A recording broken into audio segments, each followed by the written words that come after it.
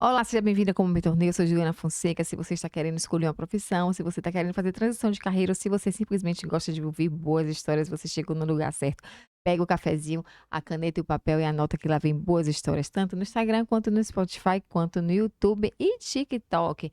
Você vai acompanhar nossos podcasts completos no YouTube e no Spotify.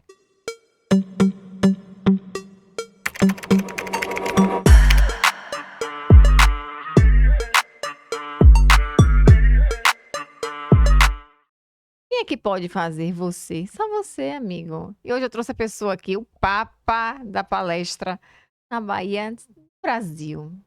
Por Gostei favor, do Brasil. Rick, se apresente. Maravilha, Ju, né? É Ju, pode ser Ju? Ju é o nome de minha Hoje, irmã, pronto. e Maravilha. Primeiro de pronto. tudo, agradecer seu convite, né? A gente tá se conhecendo mais agora, mas assim, só de você já estar fazendo algo, você sente aquela vontade de buscar. Eu já admiro pessoas que fazem, que têm coragem de fazer. O resultado a gente vai descobrindo e vai chegando, né? Então, assim, prazer, Exatamente. uma honra estar aqui no seu Como Eu Me Tornei. Para me descontar, Rick, hoje, como você se tornou um treinador de palestrantes e organizador do TED, é isso? Exato, eu tô fazendo o TEDx Praia do Forte, né, esse evento, e é uma pergunta que, assim, esse me tornou, você quer que venha de lá de baixo? Ah, eu vou voltar a fazer uma regressão aí, ó. Hã, Rickzinho, ensino médio, ensino médio. surfista? Pronto, também. Então, Tem, assim, pra começar, a gente vai iniciar com aquela conversa que a gente teve aqui, né, pouquinha, sim. dizendo assim, eu falei pra você: "Pô, eu não tenho filho, né, mas talvez se eu tivesse, eu talvez até falaria pra ele assim: 'Eu não sei se é necessário você ir pra faculdade'". E por que eu falo isso? É óbvio que a faculdade é importante, mas eu trago isso apenas como uma forma de pensamento. Por que eu falo isso? Porque eu tinha 18 anos, como é o seu nome mesmo? Pronto, como o Davi que tá ali. Quando eu tinha 18 anos, mais ou menos como o Davi, eu não tive a facilidade de ter a abertura que a gente tem hoje de comunicação, até dos próprios pais terem Sim, acesso a mundos diferentes, né. Então eu vim de uma família onde era o mundo normal. tradicional. Então meu pai vinha do mundo tradicional, minha mãe do mundo tradicional, e eu fui o primeiro que cheguei na minha casa que falei assim: "Porra, eu não quero ser igual ao meu pai não, velho. Eu não quero ser servidor público. Não quero, não via graça". Eu falava: "Que graça isso, porra, não tem graça". E ninguém me entendia, né. Então assim, eu tive muito problema na adolescência, porque ninguém entendia e a escola também não entendia. Eu fui aquela criança, né, aquele adolescente, tipo, Problemático. problema total, É mesmo. meus pais sofreram comigo, né. Mas depois eu fui entender por quê. Porque eu tinha essa vontade de ser um que eu chamo de outsider, né. Uma pessoa que pensa fora da caixa e tinha coragem de realizar, só que eu não tinha ninguém na minha família que conseguia ver isso. Então ele só via o problema: "Pô, é diferente, não se adapta, é problemático". É aquela coisa que a gente já sabe, né, um padrão que é um padrão até normal Sim. de 20 anos atrás, digamos assim. Então, assim, a minha adolescência foi toda assim. Então eu passei por dificuldades, porque como não tinha ninguém que podia me ver, eu também não podia me ver. Eu apenas sentia que tinha algo diferente, que não ia aceitar o que eu estava vendo como referência, né. Eu falo em relação ao trabalho, que era o que os meus pais queriam. E eu falei: "Pô, ninguém me entendia", mas eu sempre tive o dom de empreender. Eu empreendi, comecei a empreender. Como foi que você começou? Meu primeiro negócio foi fazendo colares, né. Criei uma marca de colares, 18 anos? 18 anos. E comecei Você na gosta, verdade né? colares. Comecei na verdade, meu primeiro professor, que eu digo assim, foi um cara chamado Tomás Valadares. E ele era ele fazia uma festa, um evento no Ondina Party Hotel, se chamava Lavagem de Ondina. Talvez você até se lembre. Lembro. Não é de minha época não, Não? mas eu lembro. Ele fazia uma festa chamada Lavagem de Ondina e ele um dia estava escolhendo pessoas para trabalhar e eu tinha 17 anos. E ele Hum. me deu a oportunidade de trabalhar junto com ele nessa lavagem. E ele foi o primeiro cara que eu vi fazendo algo. Ele era o dono da festa, e na festa dele botava 5.000 pessoas, uma festa linda. E ele era um grande marqueteiro. E ele falava pra mim assim: "Você vai ser minha sombra. Você Eu vai fazer ia. tudo junto comigo". Eu ia com ele pra todos os Do lugares. nada, você conheceu esse cara como, Ele estava Ana? selecionando alguém pra ser, tipo, né, Sim, a sombra a dele. sombra dele, né. E eu tinha 17 anos, eu não recebia salário, não recebia nada, mas eu achava extraordinário. isso que eu quero. E aí comecei a andar com ele. Ele foi meu primeiro mentor, assim. Ele era um grande marqueteiro, um grande empresário na época. E me inspirou muito. Então, a partir daí, eu comecei essa vontade empreendedora. E aí, montei minha marca de colares. Depois comecei a fazer roupa. Uma marca de Ah, roupa. Fazia roupas artesanais, né? você fazia, não? Eu fazia à mão, pintava. E aí, peguei um carro e abri uma loja móvel. Foi uma das primeiras lojas móveis de Salvador. E Tem até vendia aí no meu onde? livro. Eu vendia na rua. Eu tinha um carro, tipo uma Fiorino. E aí, vou te mostrar uma foto aqui, só pra ficar mais interativo, entender aqui. Eu saía pela rua, tá vendo a foto? Tô vendo. Vai ver se Paquito Dá pra consegue ver aí, pegar. velho? Essa câmera? E aí eu saía pela rua vendendo roupa, né? E aí todo mundo me chamava de maluco. Esse cara é louco, velho. Meus pais, meu filho, você tá usando drogas? O que tá acontecendo? Eu digo, não, pô, eu quero fazer algo diferente. Aí começou a vida de empreendedorismo dessa forma, né? E aí era os 18. E só pra dar uma emendada, pra eu não ficar também falando demais, só pra dar emendada, Fique à vontade. nessa época eu trabalhava também com. Comecei a treinar capoeira, certo? E a capoeira era uma das grandes paixões que eu tinha. E aí, quando chegou mais ou menos com 29 anos de idade, eu fui embora do Brasil, né? Eu fui morar na Suécia. E Pela aí, capoeira? é, eu, eu Qual era o apelido? Coanuca, Guanuca? Coanuca. Primeiro era Coruja, depois virou Ah, Coanuca. E aí fui pra Europa com 29 anos. E aí fiquei 15 anos, né? E aí tem 1 ano e meio que eu tô retornando ao Brasil. mesmo. E o TED, agora falando do presente, o TED foi um dos motivos. Eu trazer o TED é um dos motivos de eu estar voltando pro Brasil, pra minha terra, Salvador, Ah, depois de 15 anos de Europa, né? Então, o TED foi tipo assim, eu queria voltar pra Salvador trazendo algo que, que me inspirou muito quando eu tava na Europa, tive oportunidade de ir em vários eventos e, sim. né, Ai, eu tenho um morro de vontade de ir num TED, hein? então, TED Prado Forte, pô. Vamos. Essa. Agora vamos lá. Você foi pra. Até ir pra Suécia pela capoeira. Esse período, dos 19 aos 29, você trabalhava com o quê? Eu trabalhava Com a com. roupa? Eu empreendia, vendia roupa e Sim. fazia. Já E trabalhava com evento? trabalhava com eventos, sempre trabalhei com eventos. Aqueles, tipo, né? Evento de entregar Sim. panfleto, modelinho, aquelas coisas que a gente fazia. Aqui em Salvador tinha muito, né? Hum. E E você aí foi. Como é que você conseguiu ir pra Europa? eu. Do É, nada. na verdade, foi uma grande sincronicidade, né? Eu adoro Hum. essa palavra, que é essa palavra aqui que eu tô ocupada. Ah, Que as sincronicidades são coincidências significativas, sim. né? São É. De coincidências fora das coincidências comuns. vez em quando Então, rola, né? Um negócio assim. elas estão aí para indicar pra gente a direção, né? Então, as sincronicidades sempre fizeram parte da minha vida. E por uma sincronicidade, quando eu fiz faculdade também, né? De educação física. Ó, meu.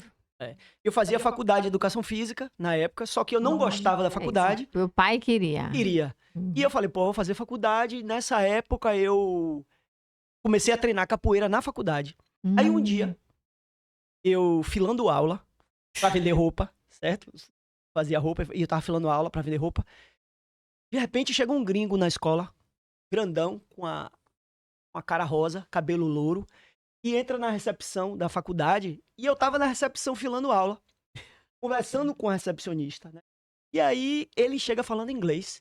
E a recepcionista se bateram toda. Aí ela fala assim: por favor, alguém aqui na sala fala inglês, me ajude. E eu tava lá, filando aula. Você falava alguma Eu coisa? já falava inglês, né? Porque eu tinha feito intercâmbio, é muita história. É. Aí eu já falava inglês, e aí a recepcionista falou: Ricardo, por favor, eu não entendo nada que ele fala. O dono da escola vai conversar com esse norueguês. Por favor, Hum. dá uma volta com ele na escola, enquanto o dono da escola termina a reunião. Eu digo, tá, vamos nessa. Isso aí com o E norueguês. esse norueguês estava fazendo o quê lá? Ele veio para a faculdade para trazer um programa de intercâmbio cultural de estudantes noruegueses e suecos para trabalhar, para estudarem no Brasil.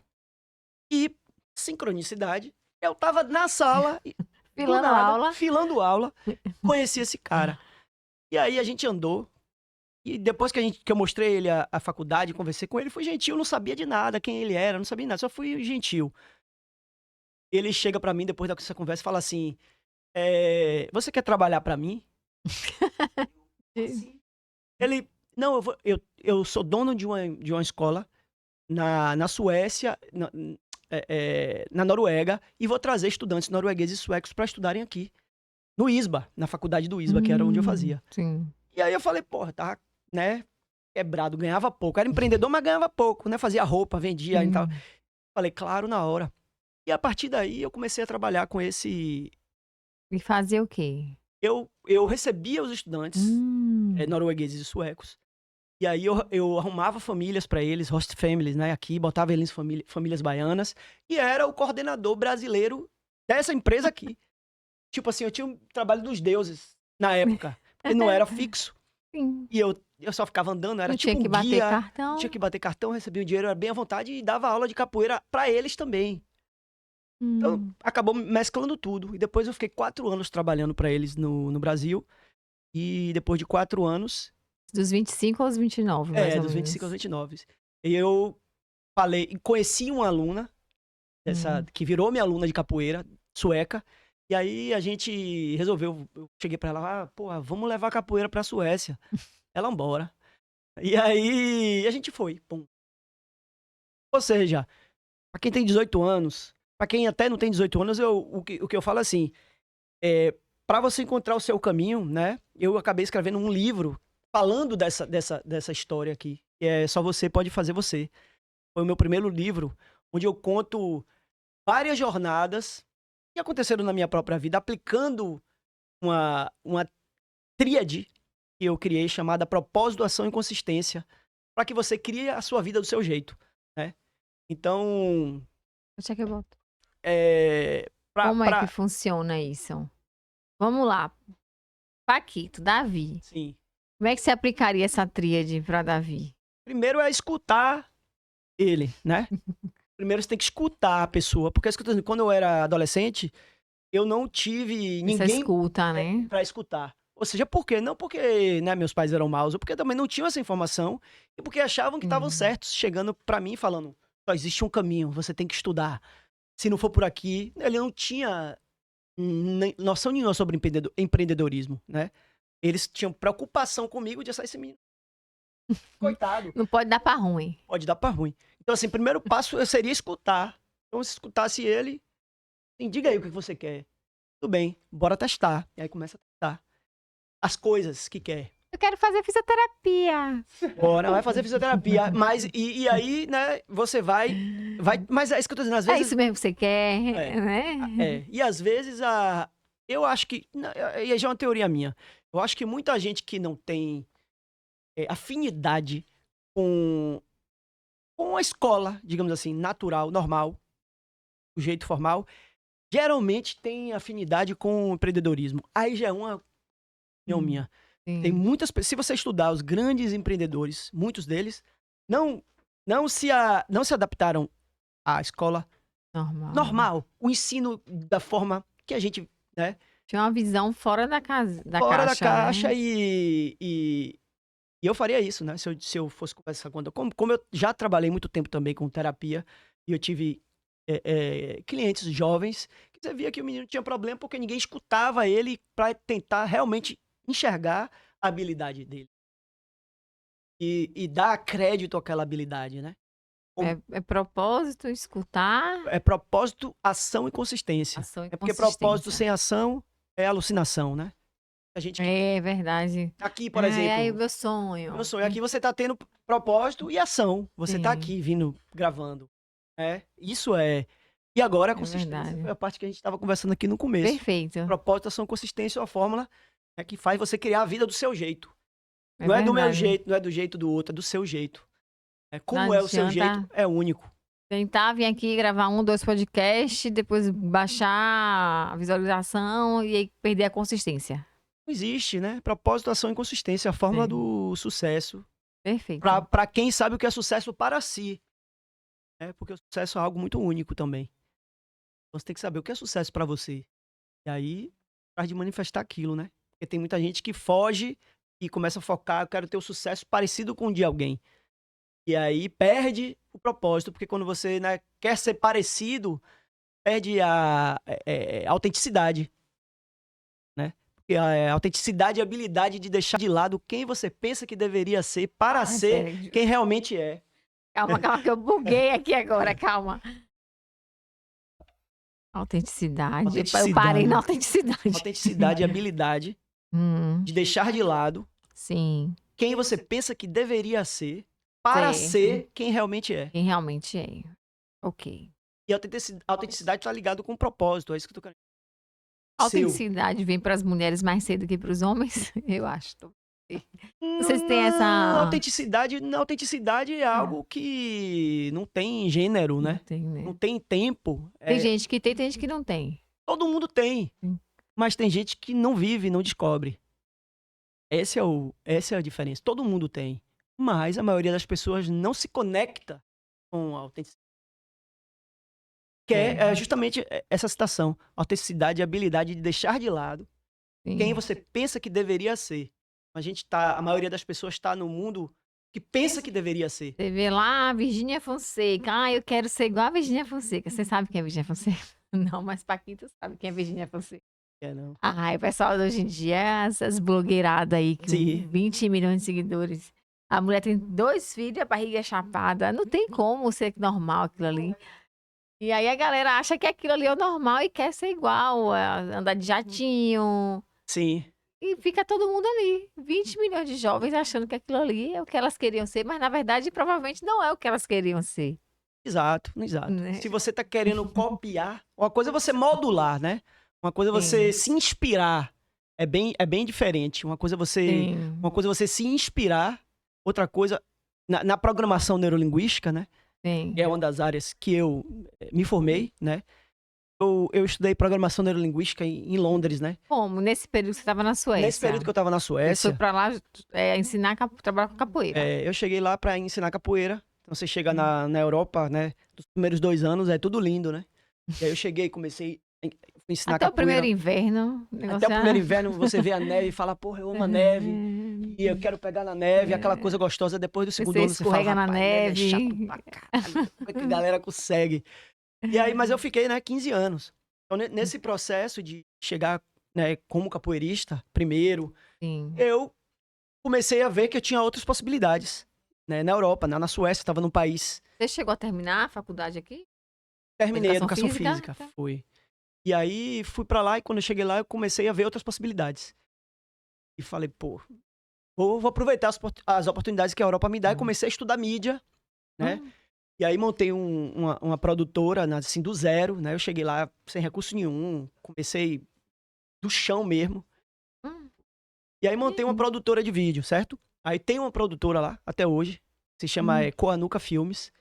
Só hum. que depois de um tempo, né, depois que eu empreendi e montei a produtora, eu sentia que tava faltando algo A na minha vida. formiguinha, a formiguinha. E na verdade, assim, eu me perdi de mim mesmo, né? Hum. Fiquei muito tempo fora, Engessou. Foi pra Suécia, ficou fiquei engessado. engessado, me perdi de mim e tinha vários traumas, né, meus que eu não sabia.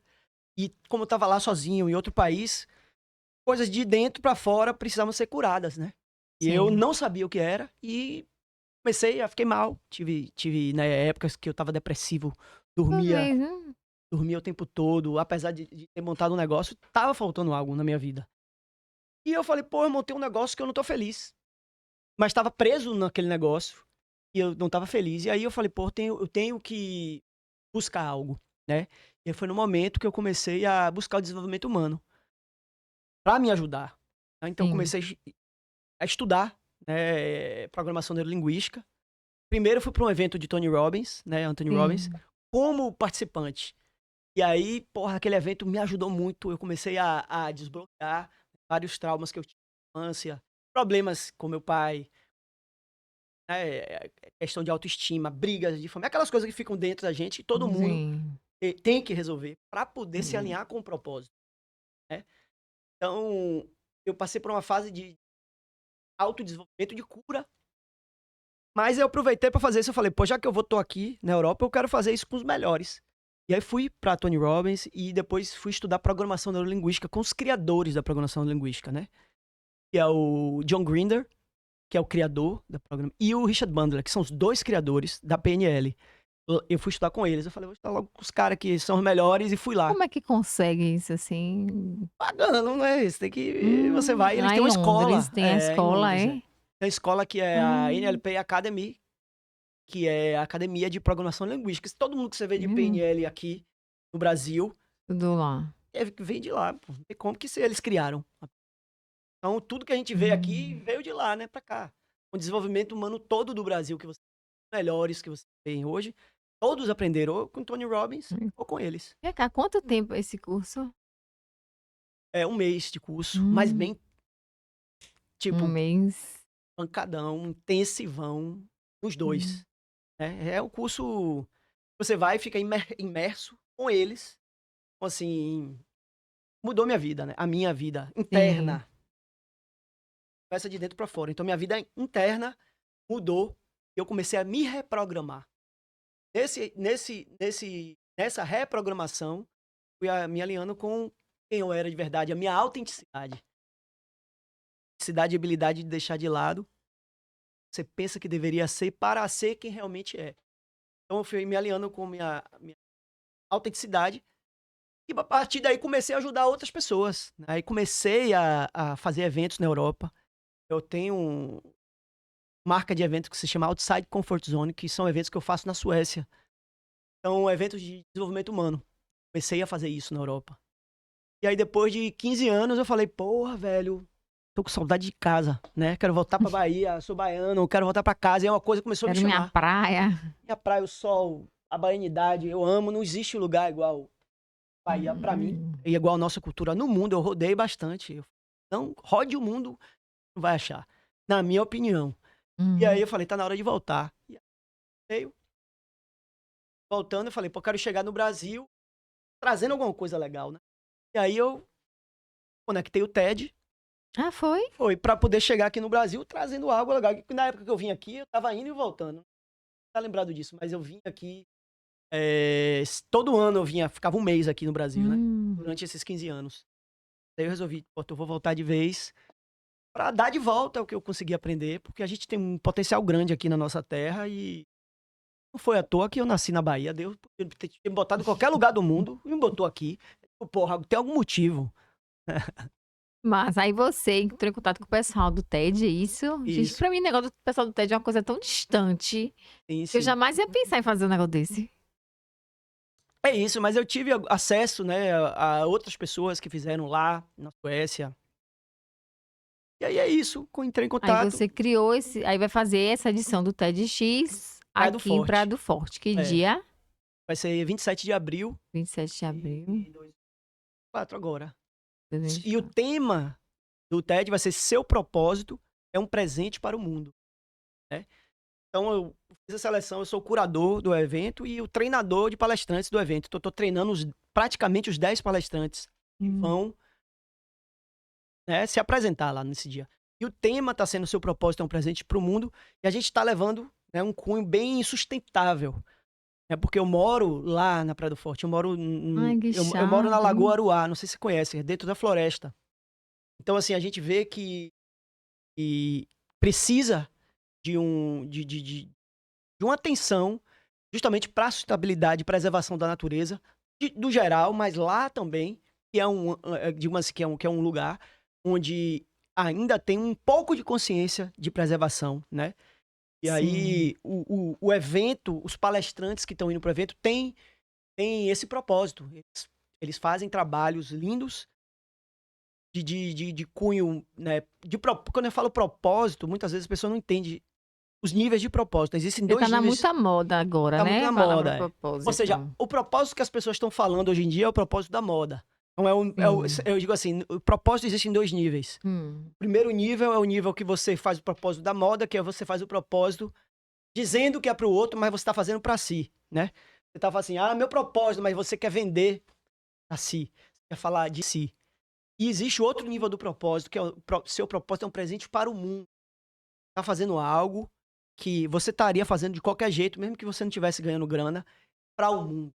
Então, muitos desses palestrantes que eu convidei fazem isso já na vida deles. Por exemplo, tem a Luciana, que vai ser uma das palestrantes, que ela trabalha na floresta, né? E ele criou um projeto para proteger o bicho preguiça, que ainda tem pouquíssimos bichos preguiças vivos na floresta, na mata. Ou seja, ela tá Hum. não precisa ter dinheiro, ela vai fazer isso, entende?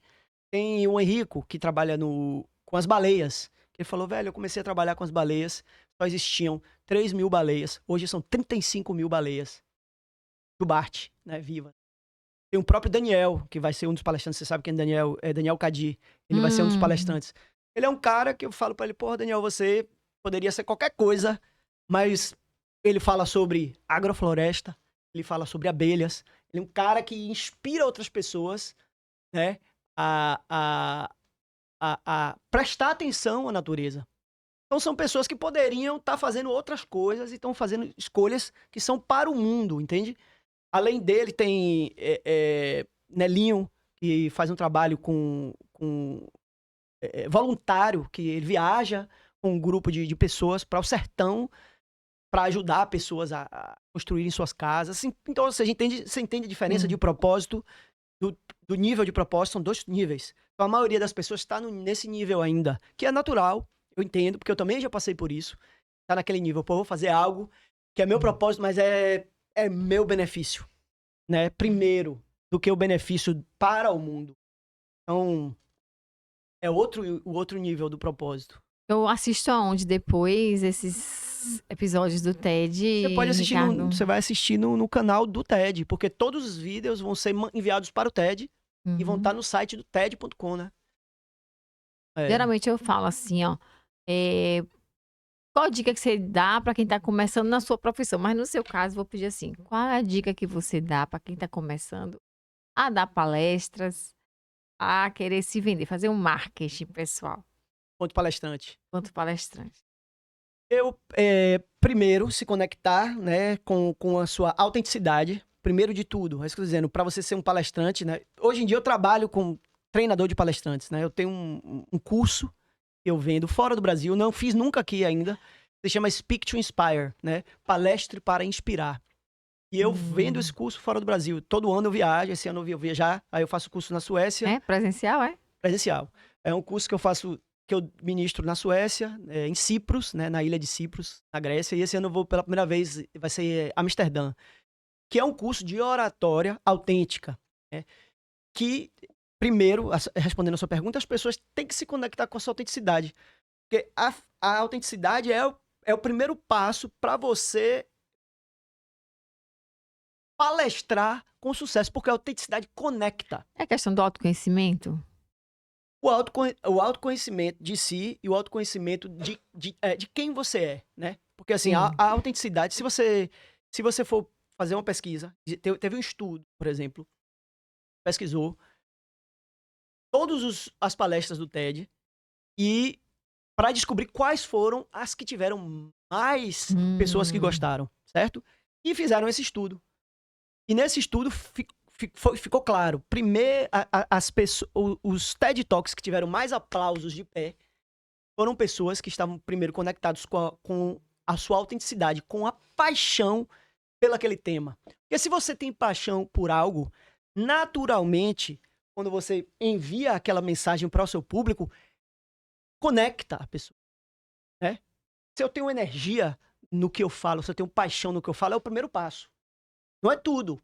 Porque se você não tiver estrutura para criar uma palestra, aí você se perde. Se você não tiver conhecimento de storytelling, se perde. Se você não tiver conhecimento de técnicas de linguagem corporal, de aplicar metáfora, citações, como eu cheguei para você aqui agora, aqui é uma palestra, digamos. Quando Sim, você está sim, num sim. podcast, você está numa palestra. Então eu posso pegar elementos do conhecimento de palestras e aplicar.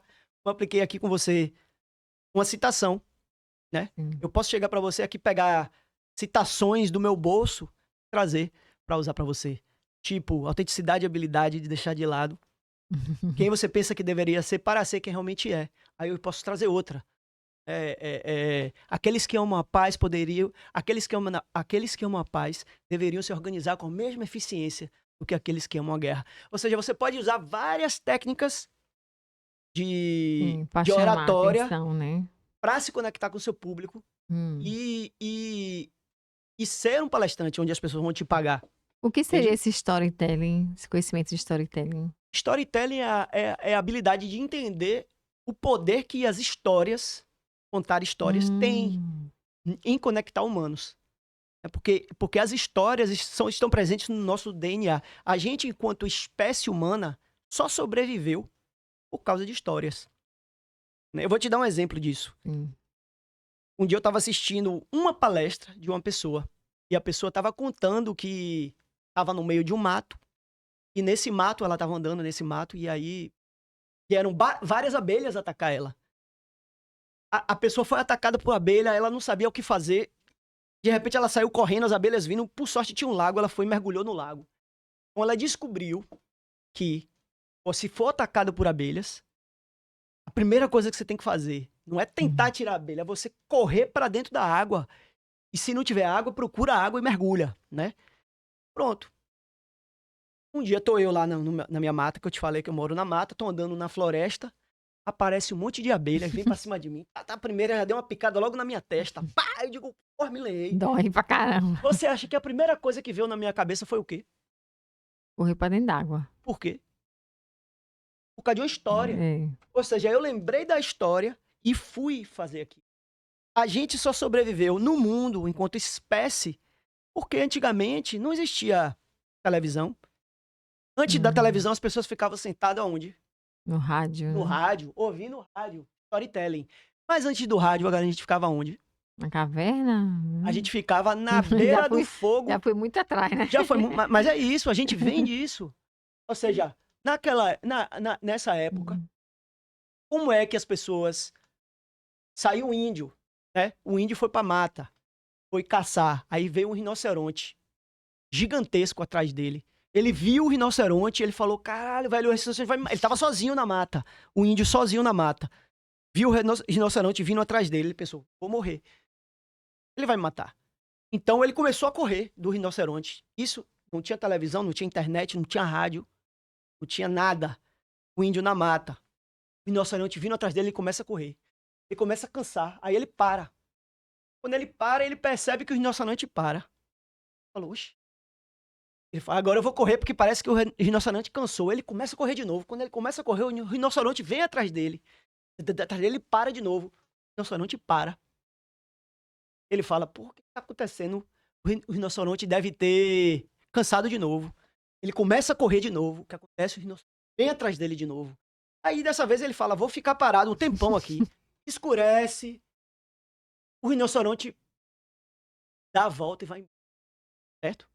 Esse índio chega na tribo dele de noite. Ele tava sozinho na mata. Ele chega na tribo dele de noite, na beira do fogo.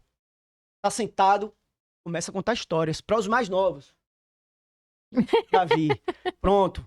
Aí Davi é o índio que tá na minha tribo, certo? Aí Davi é um índio que tá na minha tribo, tá sentado aqui ouvindo a minha história. Aí eu sou o chefe da tribo, começo a contar a história. Pessoal, ontem eu tava na mata, um rinoceronte veio atrás de mim. E aí eu corri, o rinoceronte vinha atrás. Eu parava. Eu fiz isso 3 vezes. Descobri que se você correr, o rinoceronte vem atrás de você. Mas se você parar, ele vai cansar e vai dar a volta. Aí Davi, que tava na minha tribo, vai caçar amanhã na mata, Davi. Davi vê o rinoceronte, o rinoceronte vem atrás de Davi. Davi ia fazer o quê, Davi? Pronto. Então isso é storytelling. Ou seja, Davi, se não soubesse dessa história, ia pra mata e o rinoceronte ia matar Ô, ele. coitadinho, já tinha ido Amassar embora. Davi, pô. Davi já era. Mas Davi foi esperto. Ou seja, a força do storytelling, hoje em Massa. dia, tem que ser usada, né? Então, assim, na oratória é uma das forças mais poderosas que tem. Eu, como professora, eu gosto bastante de contar a história do pessoal da química, as pessoas de química. Sim, sim. Imagine, todo Maravilha. mundo dormindo, né, companheira? Mas você usa a A história. maioria é isso. Aí você começa a contar a história. Quando não tem história, você começa a contar Big Brother, você começa a usar novela. E a galera realmente presta vê se você está dormindo, assim, quando você fala assim: "Ah, porque Davi brigou com Fernanda", o pessoal fala assim, ó, Exato, exato. do nada, né. Mas aí é perfeito. Storytelling depois da autenticidade, eu diria que, assim, Uhum. os 3 pilares mais importantes da oratória autêntica, porque, assim, você vê muita palestra que é chata. É. Fala: "Pô, que cara chato, né, que palestra chata". Então eles não entendem esses pilares, né, que é primeiro a autenticidade real, Uhum. de você ser quem você é, estrutura, porque toda palestra tem que ter uma estrutura, tem que ter um começo, meio e um fim, para que faça sentido. E o storytelling é uma das habilidades que você encaixa para poder ter palestras de sucesso. O TED são palestras de 18 minutos. Então você não pode passar 18 minutos. Então você tem que tentar aplicar todas essas técnicas dentro de 18 minutos. É por isso que eu digo para os palestrantes do TED, quem quer ser palestrante do TED tem que se preparar, né? Tem que se preparar. Não é uma palestra que você vai lá, digo, eu sei o meu tema. Aí você vai chegar lá e falar, você vai perder a oportunidade de falar de criar uma grande palestra no TED e, quem sabe, mudar a sua história de vida por causa de uma palestra. Já aconteceu Já, muito. já. Não, sou fãzaça do TED. E quando é que vai ter cursos aqui de Ricardo no Brasil, Salvador? Vai Lá ter de cursos fora? no Brasil, estou planejando de fazer o curso. Talvez depois dessa temporada, né, eu vou ficar aqui, eu devo viajar em julho para fazer esses cursos fora. E aí na volta, eu vou começar a fazer no Brasil, que eu quero muito fazer aqui em Salvador. Passa que É a um gente vai curso muito legal, divulgar. é um curso muito legal, você vai adorar. Prático, curso Hum. prático, você chega e eu falo É eu bom falo para muito pouco. professor também, não é só para palestrante, para Professor, não, para professor mesmo. professor, para quem trabalha com podcast, qualquer pessoa, porque são técnicas de oratória. É isso que eu tô dizendo, existe uma grande diferença entre uma pessoa ter o expertise e aprender técnicas de engajamento com o público. O que é que você faz para engajar o seu público? Você faz Ai, sou péssima. técnicas de storytelling. Mas você já é professor, então isso aí já é meio caminho andado, com certeza. E aqui no podcast, vai desenvolvendo mais ainda, né? Com certeza. E que gostei demais de te conhecer, assim, pessoalmente, viu. Muito obrigada, acho que esse vai ser o primeiro encontro de muitos, eu espero. Maravilha, conte comigo aí Conte para conosco somar. também. A casa está de portas abertas. E no Maravilha. próximo TED eu vou comprar com antecedência meu ingresso, que só tem 4 ingressos, né, Só tem pô. 4 acabando, ainda tem 4, Já pô. tem 4, né. Que absurdo. Sabe? Dia 27 eu infelizmente eu não posso, mas no próximo vou comprar ali com antecedência, nas primeiras cadeiras, primeiros horários. Maravilha, seja bem-vinda. Obrigadíssima. Quero te parabenizar também pela iniciativa, como eu me tornei. Maravilha, continue Obrigada. avante. E é isso que eu te falei, né? Acho que só de você estar fazendo é uma grande inspiração para você mesma e para as outras pessoas, com certeza. Se eu conseguir influenciar Davi, eu tô feliz. Já tá influenciando, Davi. Próxima vez, meu irmão, que você for pra mata, já sabe, né? Vê um É. rinoceronte, Para, para. viu a abelha, cai na água. Viu a abelha cá na água. Perfeito. Gente, obrigada você que chegou até aqui. Obrigada, beijo. Não sai daí, não. Deixa o like, segue o Ricardo. A rede social, É, vai. Ricardo Coanuca. A gente vai botar um Pronto, eu arroba lá depois. vou deixar aqui no vídeo, vou deixar na descrição. Segue o Como Eu Me Tornei, se inscreve no canal do YouTube. E não sai daí, não, que tem muitas atividades, muitos profissionais. Com certeza você vai gostar. Não perde tempo vendo besteira, não. Fica aqui no Como Eu Me Tornei. Beijo.